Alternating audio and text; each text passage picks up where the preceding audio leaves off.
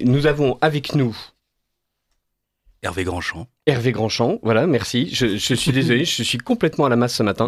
Voilà. Et on l'est tous, c'est lundi. Avec qui on va parler Si vous voulez, je fais ma présentation tout seul. Non, voilà. Merci beaucoup Hervé Grandchamp d'être avec nous ce matin. On va parler de la question agricole, ça tombe bien, c'est le Salon international de l'agriculture. Je crois qu'on a rarement été à ce point-là au cœur de l'actualité. Et il y a un mot d'ordre qui paraît courir chez les agriculteurs, c'est « foutez-nous la paix ». Oui, foutez-nous la paix parce qu'en fait, depuis 50 ans à peu près, en fait, on leur supprime leurs moyens de production à chaque fois. Ils ont évidemment le pouvoir d'achat qui a énormément diminué, leurs outils de production qu'on supprime à chaque fois avec la question des usages des produits phyto. Alors, le gouvernement a essayé de répondre un petit peu en urgence depuis 1 an avec la création d'une loi d'orientation, on pourra en parler, mais les syndicats restent vraiment sur leur faim, en fait. C'est très, très, très largement insuffisant par rapport à une crise agricole qui est extrêmement profonde. On l'a vu l'année dernière, c'est la crise la plus profonde qu'on a pu voir. L'ensemble des médias ont été surpris par ce qui s'est passé. Mais cette année, on s'attendait à avoir de nouveau des sorties. C'est sorti de manière très différente. Il y avait la question des élections des chambres d'agriculture qui a un petit peu pourri un peu le débat. Mais cette loi qui est actuellement qui est passée au Sénat. Alors, je vais la citer en entier, si vous me permettez. C'est pas évident, il faut avoir les notes là. La loi d'orientation pour la souveraineté alimentaire et le renouvellement des générations en agriculture. Alors, renouvellement des générations, elle essaie d'apporter quelques moyens pour faire en sorte que les jeunes puissent s'installer. Donc, il y a des aides qui arrivent. Il faut vraiment être conscient qu'on va arriver sur une situation inextricable. C'est que la plupart des agriculteurs vont partir à la retraite. Et les jeunes ne veulent pas reprendre d'exploitation. Ils n'ont pas les moyens, en fait. Et enfin, il y a la question de la transmission de ces exploitations agricoles qui est extrêmement problématique. Une exploitation agricole, ça coûte cher. Ça coûte extrêmement cher. C'est le métier le plus capitalistique qui existe et le moins rentable. C'est-à-dire qu'en gros, un tracteur, c'est 1 000 € le cheval. 1 000 € le cheval, on a un tracteur, souvent c'est 200 chevaux.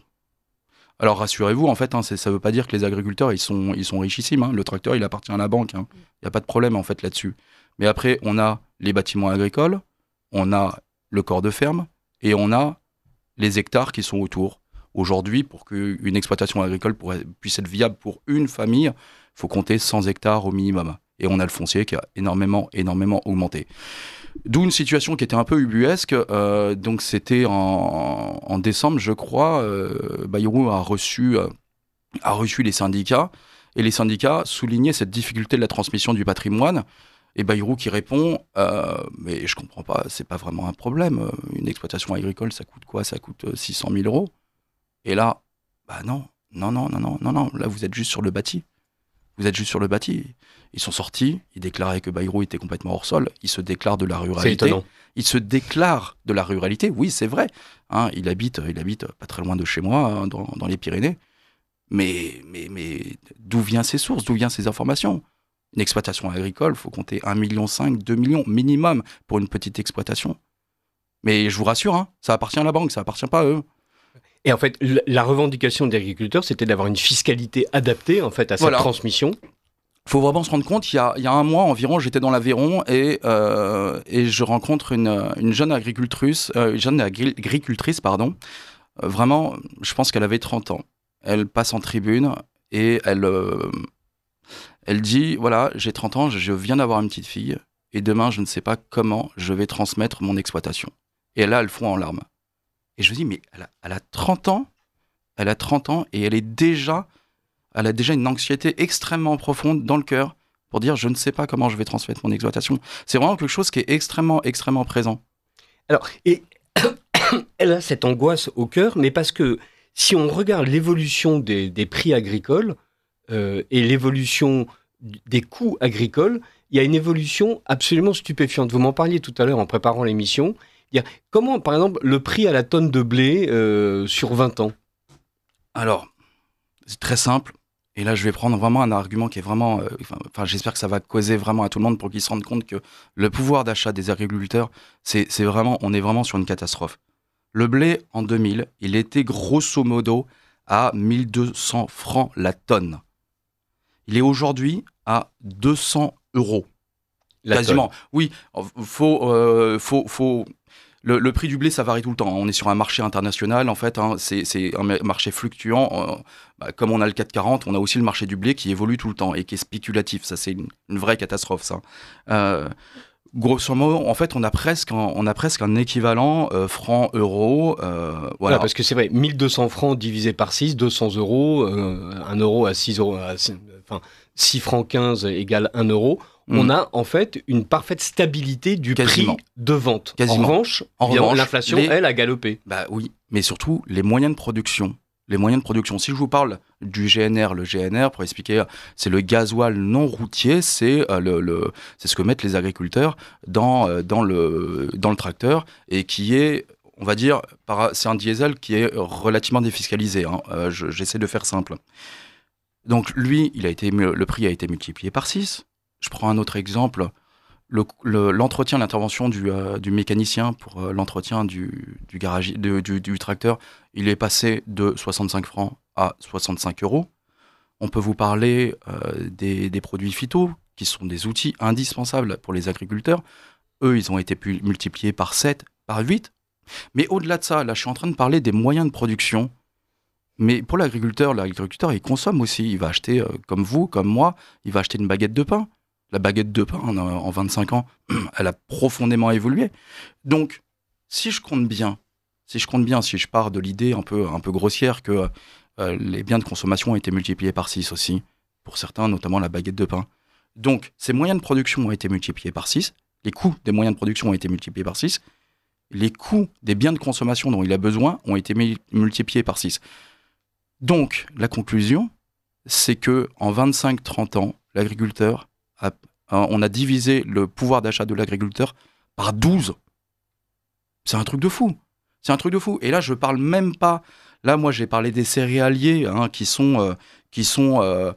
C'est l'exemple type de l'agriculteur, mais on pourrait parler aussi des arboriculteurs, des maraîchers, et c'est à peu près pareil. Mais j'ai envie de poser cette question qui est très forte, notamment sur la question de la baguette de pain. Si le coût du blé n'a pas augmenté, alors que la baguette de pain a augmenté, où va l'argent ? Où est passé cet argent ? Si l'agriculteur ne peut même pas avoir un produit qui respecte son travail.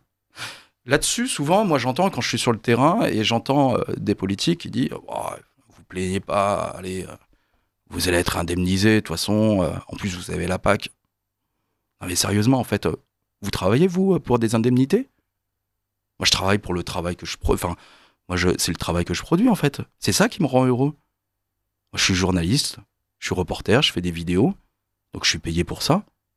Mais moi, ce qui me rend heureux, c'est quand j'ai mon produit qui est vu. Parce que là, je suis en train de me dire, la vache, j'ai fait un beau produit.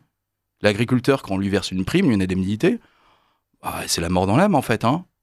Que t'aies fait un beau produit ou que t'aies pas fait un beau produit, c'est la même chose. Pourquoi travailler, finalement ? Donc on tue la valeur du travail avec les indemnités.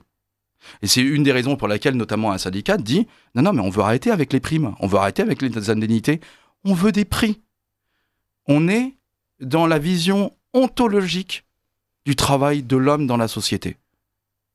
C'est hyper, hyper grave, en fait, d'avoir cassé fondamentalement cet outil de production.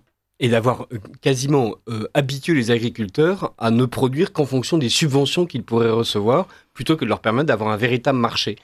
Les agriculteurs s'en plaignent depuis des années, les politiques expliquent depuis des années qu'ils vont bien sûr intervenir.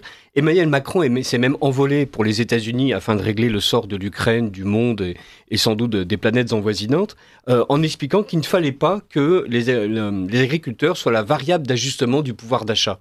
Est-ce que c'est un discours qui a l'oreille des syndicats agricoles, ou est-ce qu'ils ont l'impression que Emmanuel Macron a beaucoup promis sans beaucoup tenir ? Emmanuel Macron se contrefout en fait de la question de l'agriculture. Alors là, moi, aujourd'hui, j'en suis absolument convaincu, et je vous rassure, en fait, la plupart des agriculteurs en sont aussi convaincus.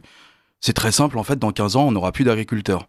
Moi, je vous le dis, en fait, là, telles que vont les choses, et d'ailleurs, cette loi qui va arriver ne va pas changer les choses parce qu'elle ne traite pas les questions sur le fond. Donc, dans 15 ans, il n'y en aura plus. On tue. Emmanuel Macron est dans une logique de libre-échange. Ça fait 50 ans qu'on est dans cette logique de libre-échange. et on importe des produits qui sont faits en France. On n'arrête pas. Hein. On voulait qu'on essaie de compter en fait le nombre de marchés de libre-échange qui ont été faits. Si je me souviens bien, il y en a une bonne quarantaine. Mais le plus étonnant, c'est qu'on se dirait que non, c'est vieux, c'est installé depuis longtemps, etc. Mais non, mais en fait, on n'arrête pas. On n'arrête pas. Le traité de libre-échange avec le Maroc, qui a littéralement tué, déséquilibré le marché, la production dans le sud-ouest, qui est énormément composée d'arboriculture. Et donc, par le Maroc, on fait venir énormément de fruits et légumes. Mais il est hyper récent, de mémoire. En fait, il date de 2020. J'avais mes notes, mais je vais perdre le rythme si je reprends mes notes. Mais c'est hyper récent. On vous fait confiance. Voilà. Non, mais c'est pas... Non, c'est 2000, je crois. C'est 2000. Bon... On en a encore un autre, hein, le marché avec la Nouvelle-Zélande qui fait venir des ovins. On fait venir de l'autre bout du monde quelque chose qu'on est capable de produire en France. Alors sérieusement, bonjour l'écologie et bonjour la sauvegarde de notre agriculture, de notre savoir-faire, des races françaises. Hein. Dans les Pyrénées, on a des races qui arrivent à bien survivre, la tarasconnaise notamment. Et là, on importe ça de l'autre bout du monde. Mais c'est un truc de fou en fait quand on y pense. Et là, on a Emmanuel Macron qui dit « Allez, le Mercosur, on va pas le laisser passer. » En fait, il passera, ça c'est une évidence. Moi, j'en suis absolument convaincu. Il n'en est même plus là. Il dit « Nous nous sommes opposés au Mercosur tel qu'il a été signé, mais il a déjà avoué que c'était fait, que c'était c'est plié. » une posture politique, évidemment. En fait, qu'est-ce que vous voulez que ça soit d'autre? En fait, pour moi, il y a même pas. La question ne se m'oppose même pas. Même si, enfin, c'est pour essayer de gagner. Il a été surpris par la crise des agriculteurs de l'année dernière et il essaye de rattraper un petit peu le coup. Cette crise, moi je me souviens, alors, je vais faire une petite parenthèse, je vais essayer de ne pas être trop long. Le 15 décembre dernier, je suis à Toulouse, je montais sur Paris et j'avais des rendez-vous avec plusieurs médias. Et je dis, il y a quelque chose qui est en train de se préparer. Moi, je le voyais avec mes contacts locaux, je le voyais quand je prenais la voiture parce que je voyais des pancartes partout. Et là, on me dit, ce sont des thématiques qui ne nous intéressent pas. Dans un grand média, ce sont des thématiques qui ne nous intéressent pas. Un mois plus tard, énorme manifestation place du Capitole à Toulouse, et qui a mis le feu aux poudres.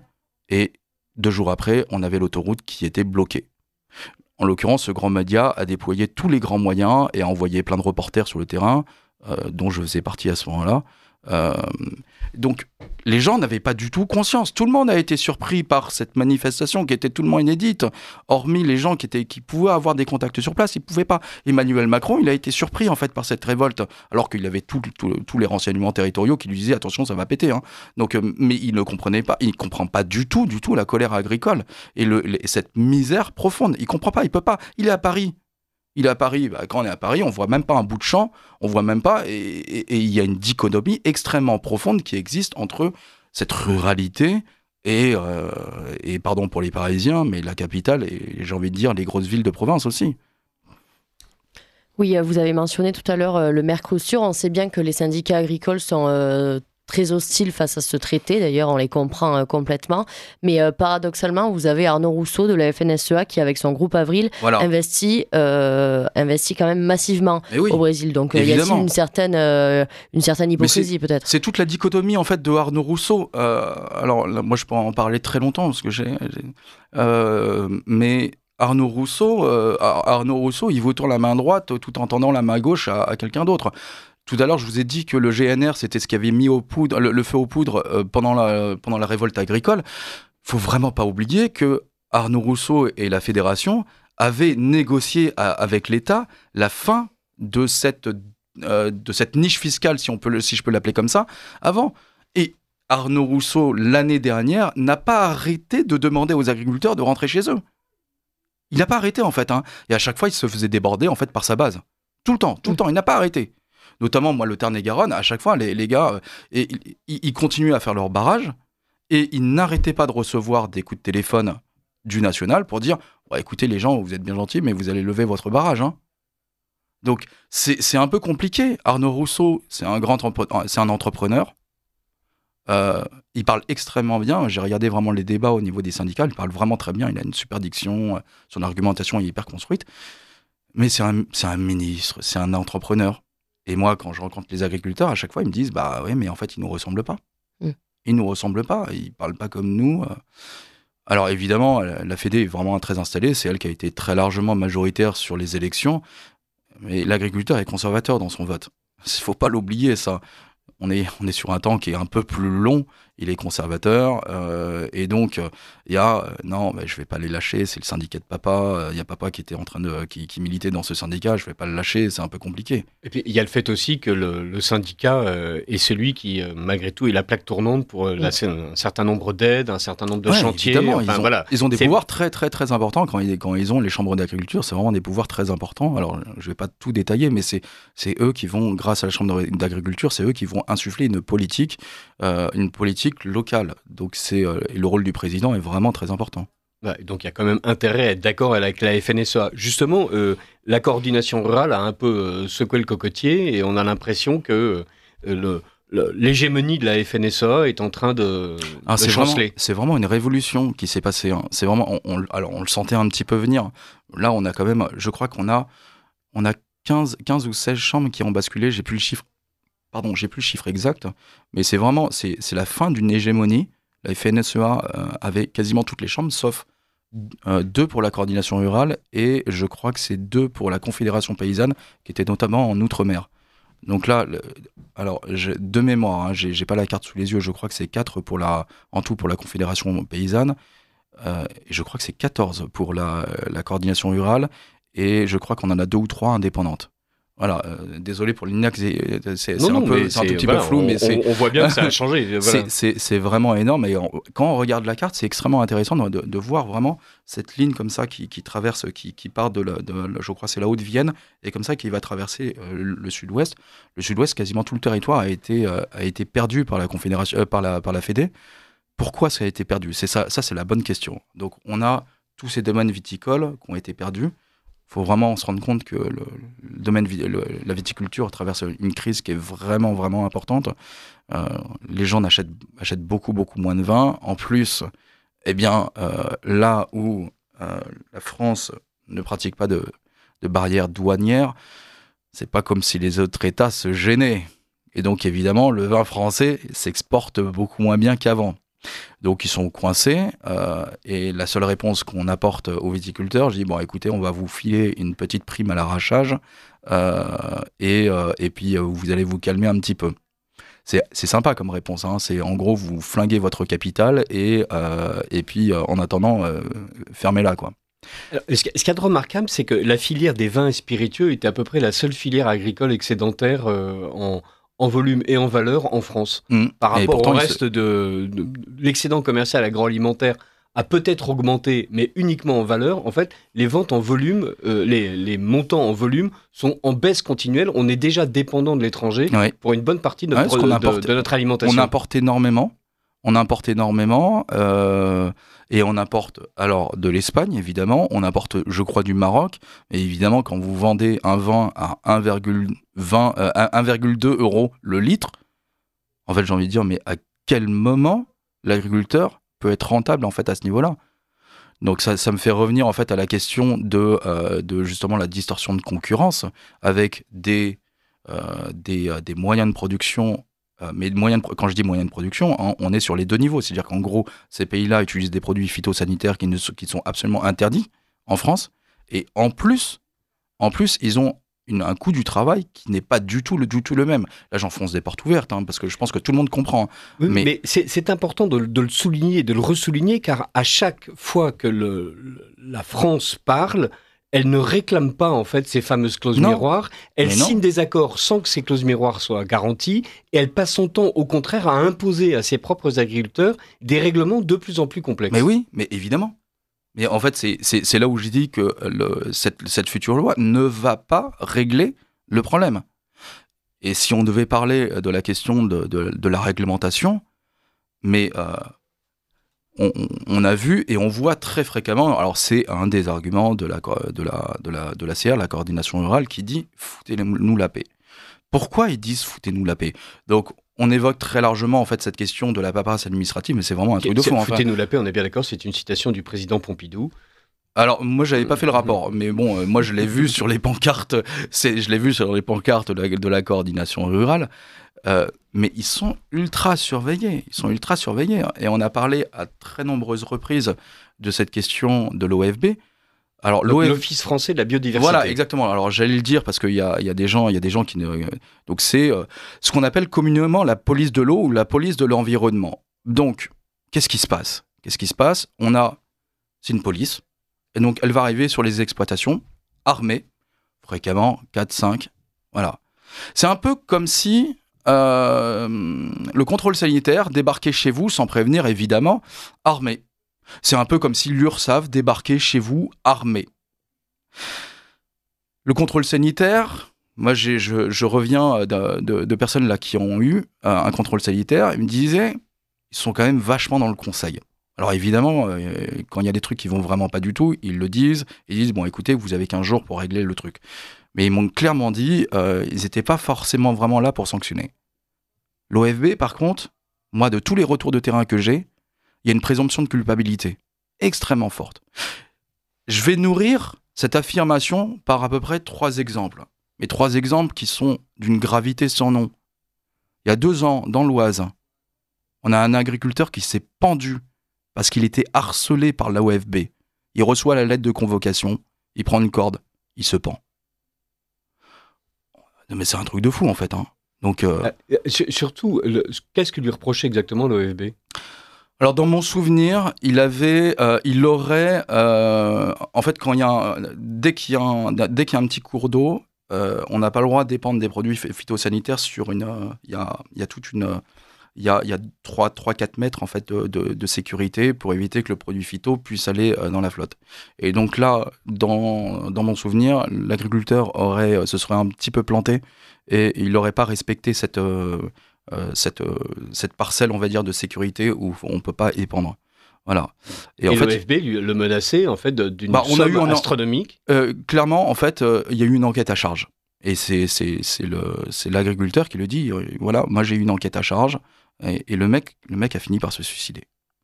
Mais il y a d'autres exemples, en fait. Il y a même pas un mois, en fait. On a eu cette histoire qui a fait un petit peu de bruit médiatique, mais on a un agriculteur qui avait un champ de maïs qui était constamment noyé. Pourquoi il était noyé ? Parce qu'on y avait, pareil, un cours d'eau au bout de son champ.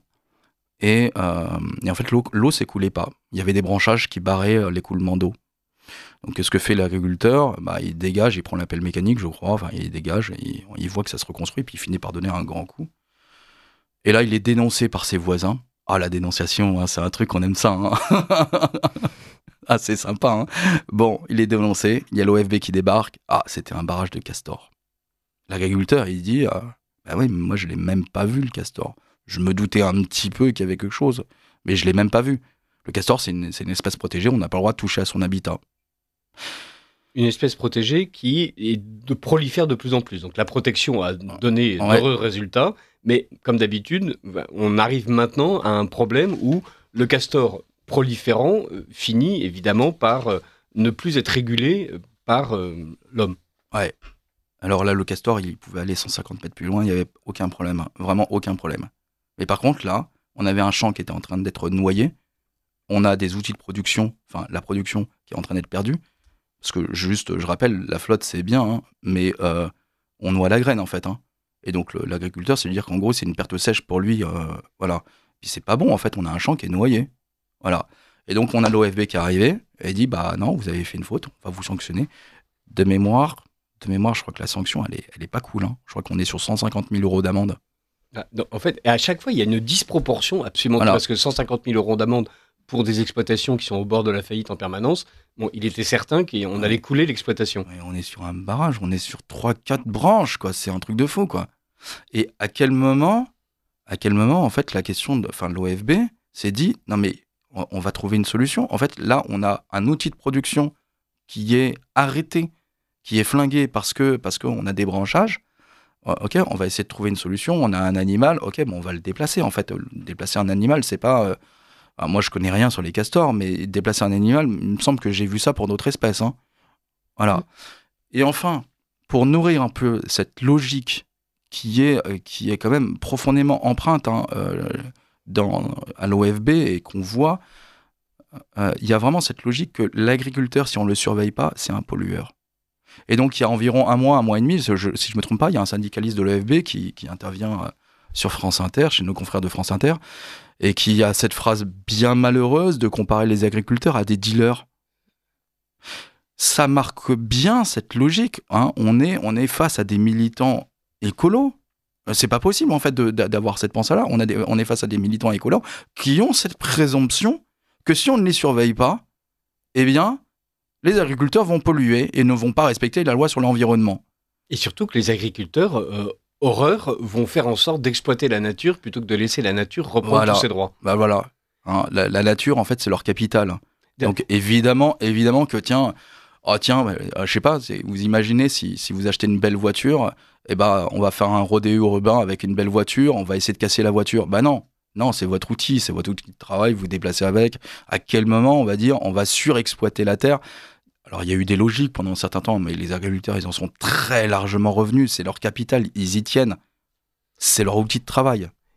Est-ce que vous pensez que l'OFB doit être réformé, voire supprimé, ou alors quelles sont les alternatives que nous pourrions mettre en place pour justement protéger la biodiversité sans pénaliser nos agriculteurs? Alors, sur la question de l'OFB, c'est pas sa seule prérogative d'aller contrôler les agriculteurs. Ils ont aussi comme mission, moi je les ai rencontrés dans ce cadre-là, la mission de surveiller l'ensemble de la biodiversité, notamment la question du loup. Alors là-dessus, en plus il y a des problèmes, mais moi je les ai vus poser des caméras pour essayer de compter un petit peu la population du loup. Donc supprimer l'OFB, moi je dirais que c'est sûrement radical par rapport à l'ensemble des prérogatives qu'ils ont. En revanche, je pense qu'il y a vraiment un changement de cap qui doit être fait de manière radicale, et dans tous les cas, c'est pareil, j'enfonce une porte ouverte, c'est rétablir un dialogue avec les agriculteurs, parce que ils sont partis de mauvais pied, et maintenant pour corriger le tir, pour faire en sorte que, à bon droit, de temps en temps, ils pourraient dire, bon écoutez, là je crois que vous n'avez pas... Là, la manière dont vous avez travaillé comme un cochon, ça arrive en fait, hein, tout le monde se rate, hein. Vous avez travaillé comme un cochon, ils ont le droit de faire ça, et c'est peut-être même bien, mais le dialogue est totalement rompu, et maintenant c'est plus possible. Et là, d'ailleurs, le meilleur exemple qui m'a bien amusé, hein, c'est que suite aux déclarations de ces syndicalistes sur France Inter, la réponse dans mon coin était immédiate. Et on a tous les agriculteurs des environs qui ont débarqué à Toulouse, ils sont arrivés avec 350 kilos de farine, qui sont vidés devant les locaux en m'entendant « Coucou, les dealers sont passés ». Je peux vous assurer que ça faisait un beau visuel. Hein. Je suis revenu, j'étais blanc, il y avait de la farine qui avait volé partout. On imagine, oui. Laurent Wauquiez a demandé qu'on dissolve l'OFB. François Bayrou s'est inquiété du fait que les agents de l'OFB soient armés. Les syndicalistes de l'OFB sont vent debout en expliquant que c'est horrible et qu'ils sont d'innocentes victimes d'horribles agriculteurs. Et est-ce qu'on a là un vrai problème français, c'est-à-dire une administration qui n'est pas capable de comprendre qu'elle est censée aider et non pas contrôler, qu'elle est censée travailler avec l'administré et non pas le surveiller et le punir? Alors, je vais répondre, je pense oui, de manière assez simple. En plusieurs temps. Le premier, c'est que, est-ce qu'il faut dissoudre l'OFB? Encore une fois, moi je réponds, je pense que c'est pas la bonne solution. En revanche, réformer profondément et justement arriver sur cette aide, la bonne manifestation et la bonne solution pour moi serait peut-être qu'il ne soit plus armé, qu'il n'aille plus sur le terrain armé. Je me souviens de cette idée qu'on avait notamment au moment où il y avait où l'armée française colonisait et devait pacifier, on va dire, des populations. Ils étaient profondément armés dans un temps, et après, laisser les armes, et là pour le coup, ils ne gardaient plus qu'une arme au poing, mais on désarmait au maximum pour établir un dialogue. Donc là, on a des gens qui débarquent chez vous, qui sont armés, ce qui fait que forcément, il y a déjà une tension qui s'établit. Désarmons l'OFB, en tout cas en grande majeure. Si par exemple le pistolet restait dans la voiture, ça serait déjà une bonne chose.